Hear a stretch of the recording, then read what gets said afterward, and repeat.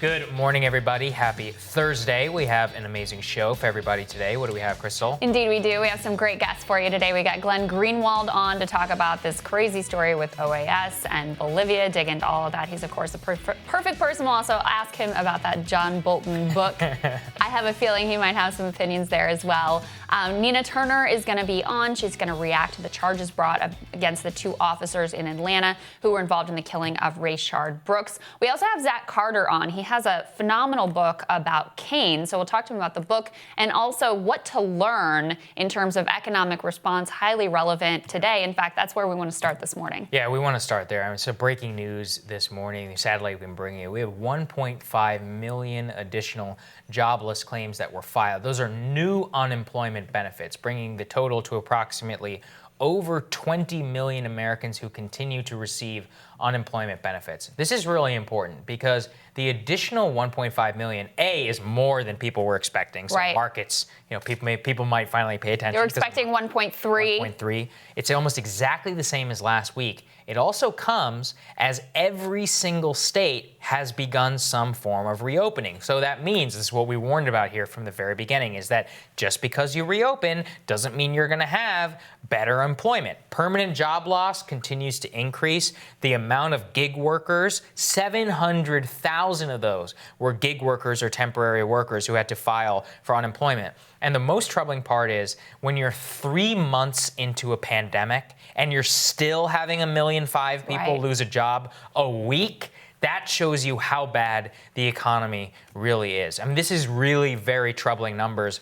Almost 30 million Americans receiving benefits of some kind, not just unemployment benefits, as a result of this. That's 1/10 of the country.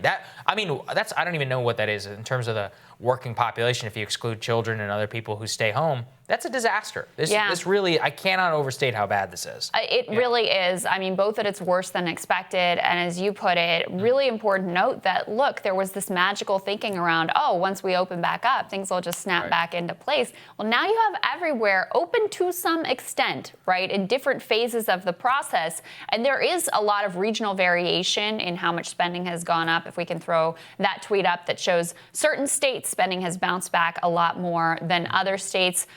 You can see there, this is from a great friend of the show, Jeffrey Stein, tremendous reporter.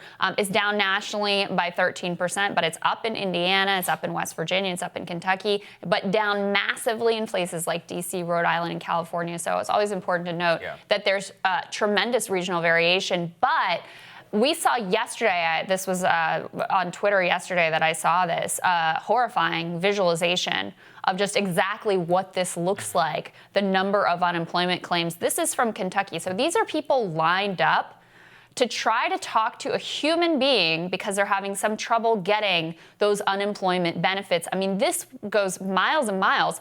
And these are the lucky people who got in line before they cut the line off and said, sorry, try again. I mean, this just gives you a sense of how far we are into the process. And Kentucky, from that tweet that we put up from Jeffrey Stein, isn't even one of the states that has been hit economically the hardest, or with the coronavirus the hardest. They have a governor who's done a fairly good job, Andy Beshear, in locking down and keeping people safe. And even in a place like Kentucky, you see this just massive line of Americans who are trying to get unemployment benefits. And I really think that's a big part of why we still see these numbers basically flatlined and coming in ahead of expectations, because you have people who have been laid off, who have been trying and failing to get the benefits because the systems are so unbelievably overwhelming. I mean, they were never designed for this many millions of people, and yet our government policy was basically to force people onto unemployment rather than try to keep them in their jobs. Yeah, and this is the key point, which is that the cops were cutting people off after the 8-hour mark because they're like, oh no, because they time it. They're like, oh, if you're within the 8-hour window, then you might be able to go meet somebody. But how many people, hundreds of people, were turned away because they weren't able to make the 8-hour cutoff? Have to come back tomorrow, have to come back the day after that. That's what really makes me question the veracity even of these numbers. Yeah. How many of them are new, as in they lost their job this week? How many of them have lost their job 3 weeks ago and are not able to file for unemployment until right now? And here's an even more concerning figure, which is that the number of businesses which are not paying rent is up in the only 61% in June 2020 were able to pay their rent. Wow. 53% in May. So in June 2019, 90% were paying their rent. Wow. All of this is just like a financial catastrophe that's just waiting to happen whenever you look at it. And so many millions of people are filing for unemployment. At the same time, we're really learning, I mean, this is what this whole crisis has always been revealed, is what kind of a tiered economy that we really have. Yeah. And the New York Times, breaking down some survey data, let's throw that up there, it just demonstrates that the rich cut their spending, and that has hurt all the workers who count on it. Here's a particularly stunning part of a survey, which is that the highest earning quarter of Americans have been responsible for half of the decline in consumption during the recession, which of course has wreaked havoc on all the lower wage service workers who rely on the whims and the spending of the well-off. So again, a quarter of the population, the highest earners, account for half of consumer spending in America. Half, making that the other 80% or 75% account for the other half. And It just demonstrates, you're like, oh my gosh, so many millions of Americans, personal trainers or nail salon, I mean, all these like very uncertain work, and it's all that by the way, before the pandemic was the only jobs that were actually increasing in America. Right. No benefits, nothing, are all just at the whims of the very rich in this country. I remember back in maybe, 2012, I read this analysis. It was from Goldman Sachs or one of the other Wall Street banks, and they were basically like, look, the only thing that matters now, we have a plutonomy. The only people who have any money to spend are the richest among us. So whatever your business is, you should be catering to that customer because they're the only ones who have any money. And that's exactly the economy we have. It is a plutonomy where everything is centered around the whims, the needs, the desires, the particular proclivity of the wealthiest among us. And so when they cut spending, this isn't like some weird argument for trickle down. It's quite the opposite. It exposes the fact that we have an economy that is all structured and built around serving this one small sector of society. They're the only ones who had any money to spend to start with.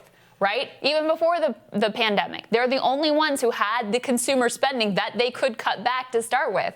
So when they cut back, it has this massive effect. And so this has been a service sector recession, really, where if you are in those restaurants, especially those high-end restaurants, if you're working at a theater, if you're working at the nail salon, if you're working in those businesses that cater to the affluent, you have been hardest hit. And so, it just reveals the underlying structure of our economy that has always existed. It is not set up to serve everyone.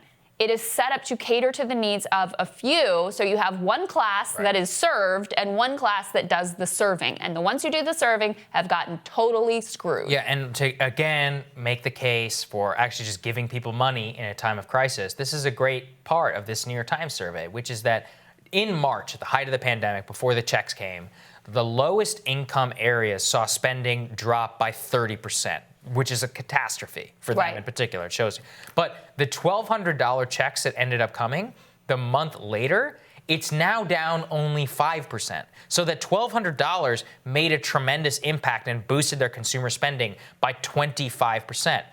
Consumer spending in other areas has gone up, but not nearly by the same margin. Why? Because $1,200 doesn't actually mean anything to any of those people. Right. So the $1,200 checks mean immensely more to the people at the lowest. I mean, this is intuitively, it makes sense, but of course, the amount that we can give to them in this crisis, and for political purposes, I think it should be universal, makes it so that it disproportionately benefits the people with the least amount of money in our society. Right. And that just shows you how we should be targeting this from the beginning, which is that with the highest income neighborhoods, and much of that, they are not going to return to their pre-crisis spending levels because they're doing just fine.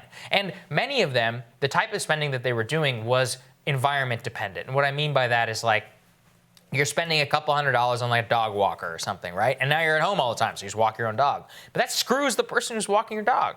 Or you had a maid or something like that. That screws the person. So those people rely incredibly upon returning to a normal life. Right. And what do we know from the coronavirus data?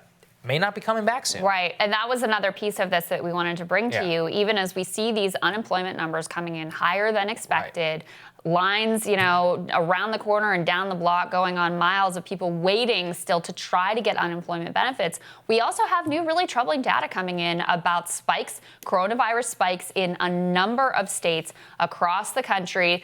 Look, once states started to reopen, it's no surprise that a lot of places are seeing a spike. And I think the stat that I saw is that 10 different states have seen their highest yet record level in terms of one-day new infections. Right. And it is not, look, the administration is trying to spin, oh, this is all just new testing. That is not the case. Many of these places, there are high testing rates in terms of like the percentage of people who are infected who are getting tested. There are, massive increases in the number of infection. In particular, Florida looks like a hot spot. Texas looks like a hot spot. Oklahoma, where the president is going for his rally, that looks like a hot spot. So, and Arizona in particular also bad. And Arizona is also reaching near capacity in their hospitalization, those ICU units. So we're still in this thing, and we're still seeing spikes across the country while the economic situation is already this dire. It's really a terrible situation. Yeah, and it took about a month and a half for reopening stuff to show in the data. So look, we're not, we're going to see how the protest thing works out as well. And we don't know what that's going to look like. Right. What we do know is that the spending overall is not recovering. And that as long as that happens, just the way the economy is structured, if Congress refuses to act, which it is, currently, they're only looking at $1 trillion, maybe one more round of $1,200 checks, which I support. I'm not going to poo-poo it, but we want something better. Right. As long as the current level of fiscal stimulus stays where it is, we're not going back anytime soon. I think that's right. All right, Saagar's Radar is next.